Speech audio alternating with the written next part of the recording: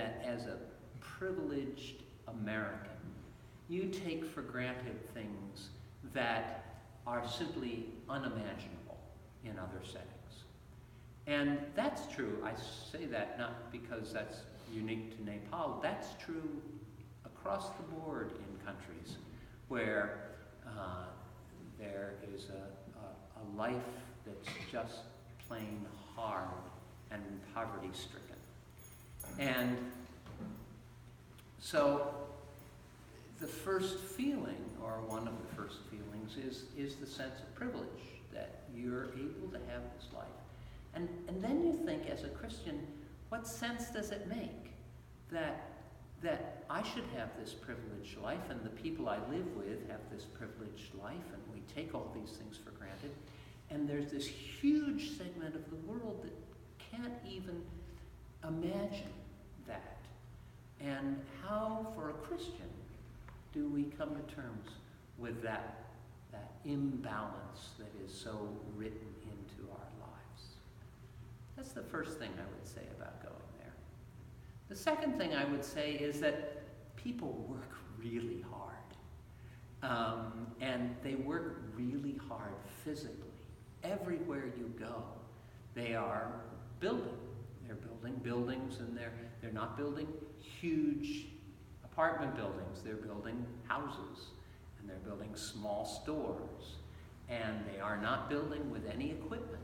For the most part, they're building with their hands. So you see them mixing the cement in that classic way with the sand, and they carrying these bags of these huge baskets of sand on their back, bent over. Men and women together, working about evenly throughout the country, both on building buildings and on repairing roads.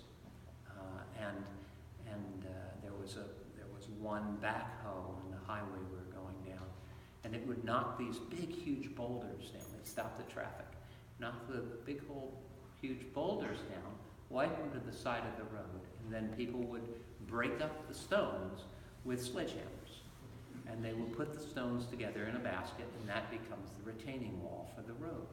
And it's that kind of intense manual labor that you saw everywhere you went. And it reminded me of how little intense manual labor I do, and how little intense manual labor most of us do, frankly. That kind of hard work that you do all day long, and at the end of the day, you have made it through the day, and you've probably made enough money to have a meal, and that's it.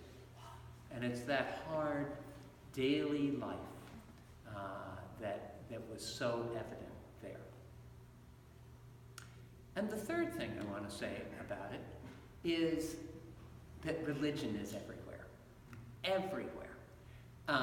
And you cannot walk down the street without passing a temple or a stupa or some kind of statue.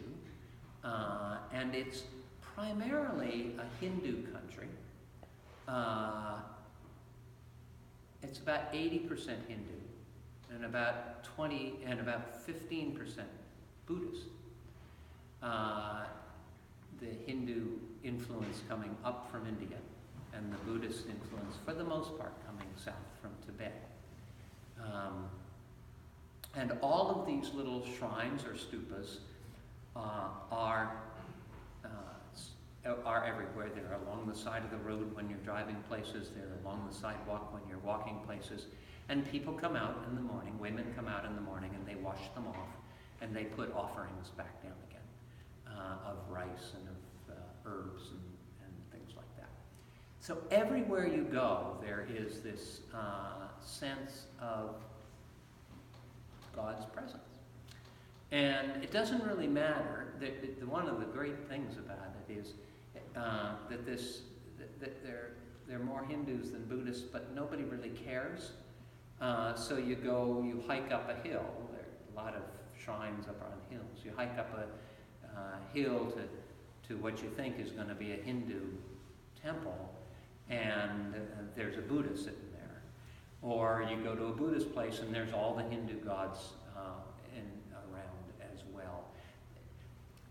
It's a spirit, as it was explained to us, of holiness to the place, regardless of what your own sect is. And they just didn't bother with distinguishing very vociferously, unlike Protestant denominations. Who fell into what category? You want to come here and pray? That's a great thing. Come and pray. So you have that. That would be my third observation, which is that sense of religiosity was everywhere. You could not escape it. So what does American upper-class Christian tourist make of all that in turn for themselves? What are we supposed to do about that? Well, I think for me, anyway, the most